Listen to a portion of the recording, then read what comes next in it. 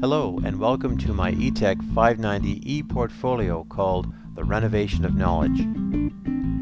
This video is a guided tour of my website that contains the ePortfolio. My ePortfolio is divided into 8 separate sections, and each of those sections can be accessed through the menu bar at the top of the page, or you can use the navigation list on the right-hand side of the page. In the introduction section of my ePortfolio, there are 4 links.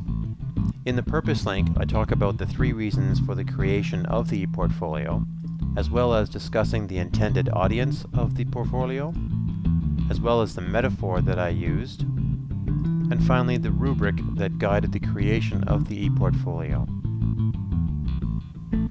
In the About section of my ePortfolio, there's information about me, the author.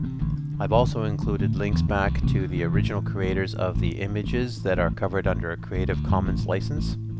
I've created one references page for my entire ePortfolio. And finally, I've decided to license the content of my website using a Creative Commons license.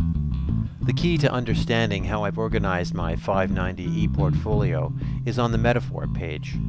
On this page, I explain how I use the idea of a home renovation to talk about and organize the renovation of my own knowledge during the course of the MET program. I've selected 15 artifacts that I've created over the span of the MET program, and each artifact has been carefully considered and slotted into one of the stages of renovation, either designing, demolition, framing, wiring and plumbing, and finally plastering and painting. For each stage of the renovation of knowledge, I've created an introduction page. For example, here is the introduction page for plastering and painting, or presenting knowledge. And then on the right-hand side in the navigation toolbar, you can see the 3 artifacts that were selected for this particular stage.